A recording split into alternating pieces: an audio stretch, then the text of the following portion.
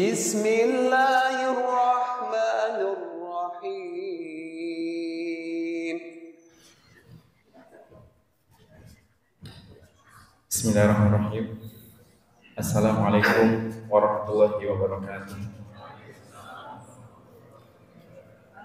Alhamdulillah wassalatu wassalamu ala Rasulillah wa ala alihi wa sahbihi wa man wala, la haula wa la quwwata illa billah.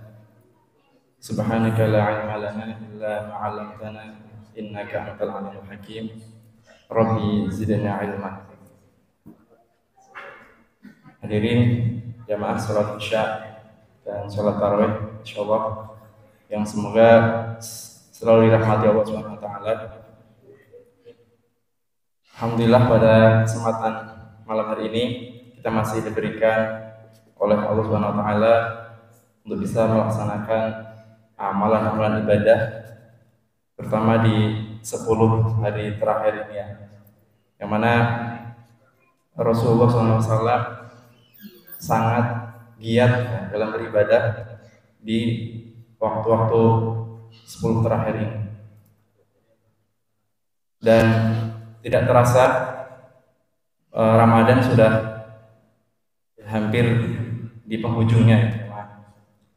Kira-kira puasanya tinggal berapa hari lagi? Rabu, Kamis, ya 5 hari lagi, Masya Allah. Masih fokus, masih semangat tarawih atau sudah mikirin baju lebaran? Atau udah mikirin menu hari raya? Opor atau ketupat? Apapun itu, semoga kita tetap dijaga semangatnya ya dalam beribadah, karena justru di akhir-akhir ini ya, di sisa waktu Ramadan yang akhir-akhir ini harus kita manfaatkan, harus kita maksimalkan. Barangkali di awal-awal Ramadan kita masih penyesuaian, masih banyak lalai, maka di akhir ini, di sisa waktu yang Allah berikan ini, kita maksimalkan tilawah kita yang belum khatam-khatamkan, kemudian sholat malam kita ditambah. Para ulama menyebutkan bahwasanya jangan sampai kita itu kalah sama lomba kuda pacu. Kuda itu kalau udah mendekati garis finish itu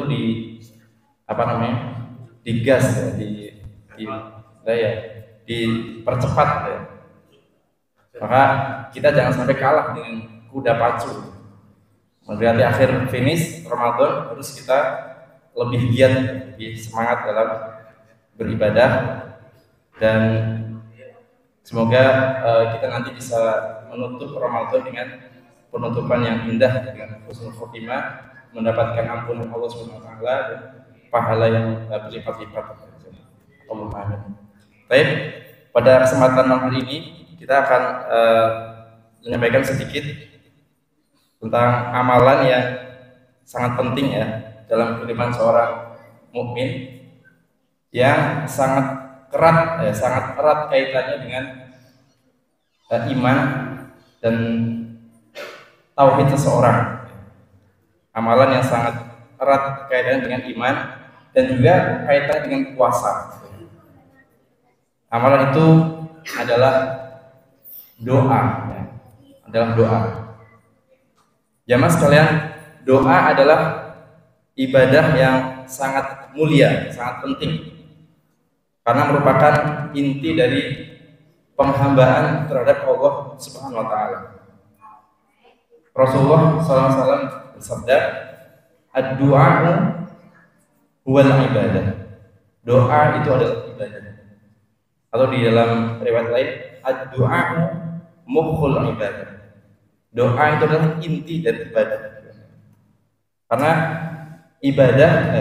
Karena doa adalah ekspresi pengakuan seorang hamba bahwa dia butuh kepada Allah Subhanahu wa taala. Mengaku bahwa dia lemah dan membutuhkan bantuan dari Allah Subhanahu wa taala. Makanya dalam doa kita meminta kepada Allah Subhanahu wa taala, mengagungkan Allah Subhanahu wa taala.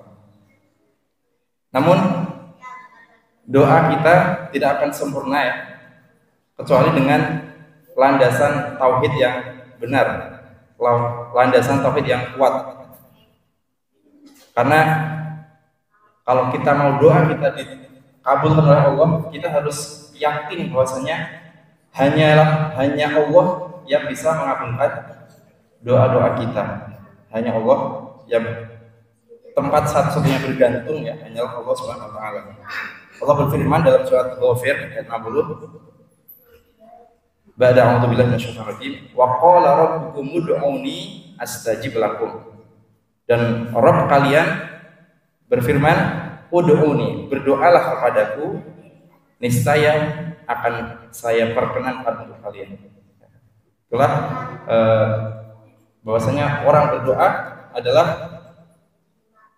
dia mengaku bahwasanya hanya Allah lah yang menjadi tumpuannya, menjadi tempatnya meminta. Ini sebagaimana yang kita baca dalam sehari semalam itu kurang lebih 17 kali ya. Yaitu apa? Iyyaka na'budu wa iyyaka nasta'in. Hanya kepadamu wahai Allah ya Rabb kita menyembah dan hanya kepada Engkau kami minta pertolongan. Kata ahli tafsir Imam As-Sa'di rahimahullah taala di menjelaskan ayat ini, iyyaka na'budu wa iyyaka nasta'in, artinya ai nakhussuka wahdaka bil ibadah wal isti'anah. Kami hanya kepada Engkau kami menyembah ya Allah, beribadah, sujud hanya kepada Engkau ya, dan wal isti'anah dan minta pertolongan. Kita doa tidak kepada yang lain, minta hanya kepada Allah juga. Faka'annahu yaqul, seolah-olah seorang hamba ini mengatakan na'buduka wa la na'budu ghairaka wa nasta'inu bika wa la nasta'inu bi ghairika.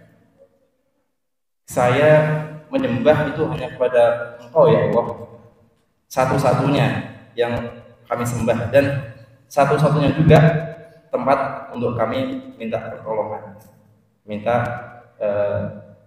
doa-doa dikabulkan kepada Allah.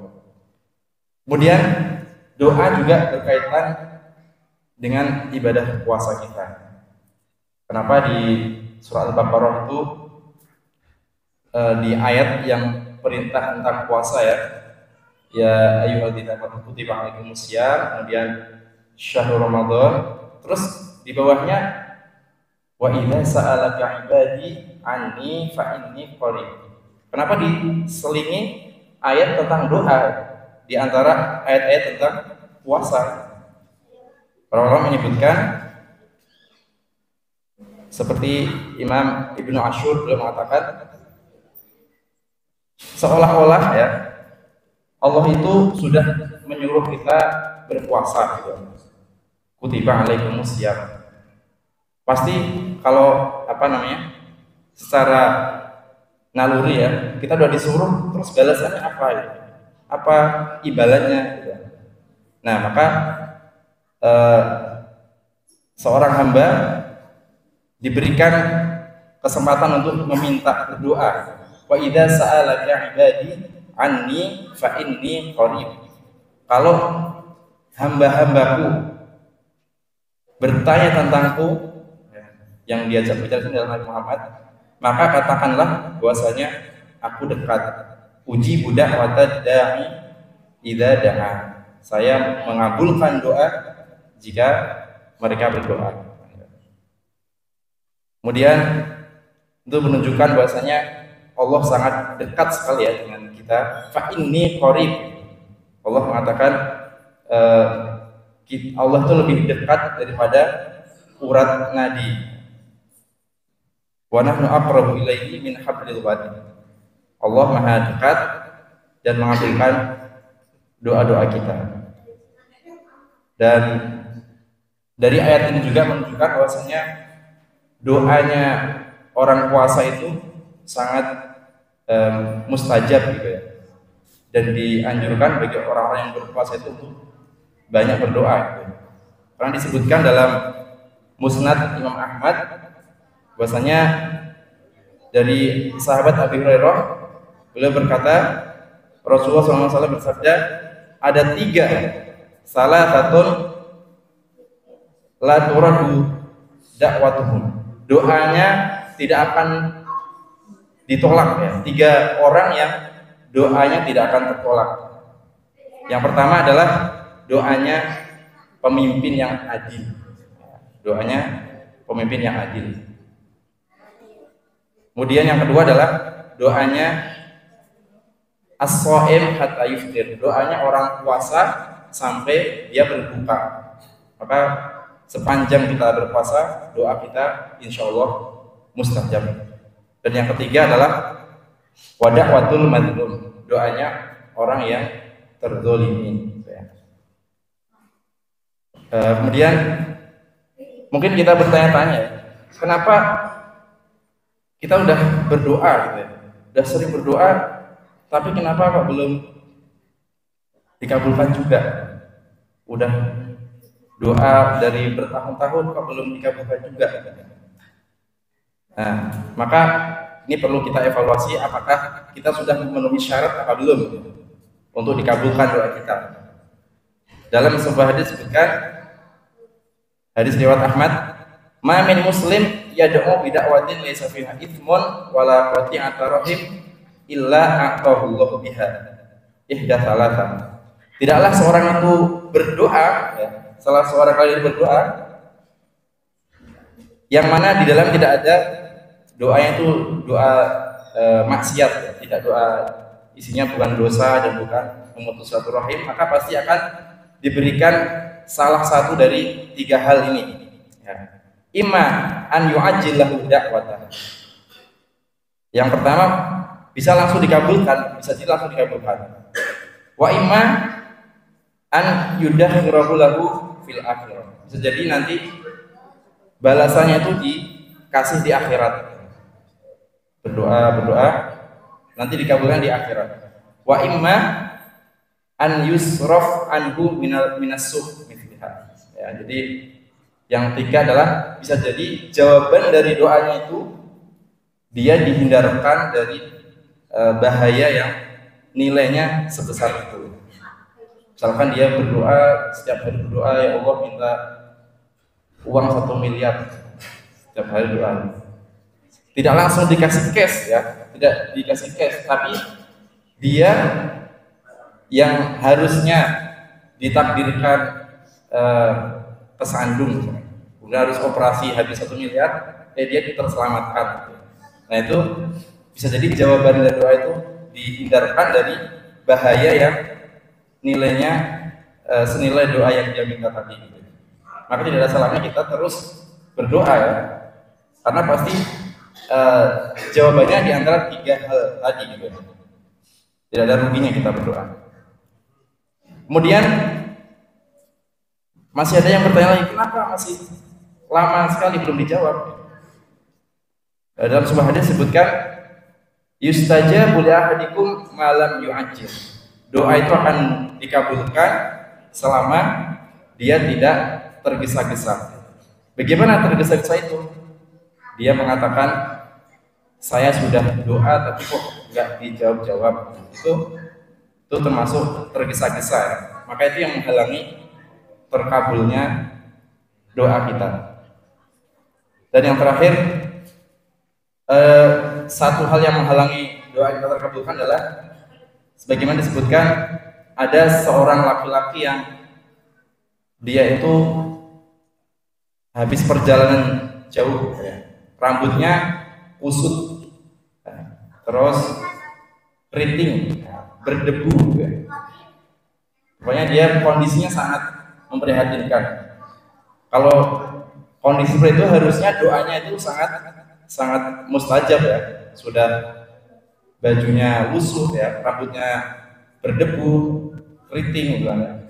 Yamuddu yadayhi ila sama. Kemudian dia mengangkat tangannya ke langit, dia berdoa, ya Rob, wa mat'amuhu haram, sedangkan makanannya haram, wa mashrabuhu haram, dia minum dari yang haram juga, wa malbasuhu haram, yang dia pakai pakaiannya juga haram, wa ghudhiya bi haram, dan energi atau gizinya dia dari yang hal yang haram. Fa anna yustajabu lidzalik, lalu bagaimana bisa dikabulkan, kata Rasulullah SAW. Maka ini adalah peringatan buat kita bahwasanya untuk kita dijawab doanya oleh Allah, kita harus menjaga makanan kita, ya, usahakan yang terhindar dari yang haram. Pakaian kita, penghasilan kita, pastikan tidak bercampur dengan yang haram, karena itu bisa menjadi penghalang untuk terkabulnya doa-doa kita. Mungkin ini yang bisa saya sampaikan, mudah-mudahan bermanfaat. Aqulu qouli hadza wa astaghfirullaha li wa lakum. Wassalamualaikum warahmatullahi wabarakatuh.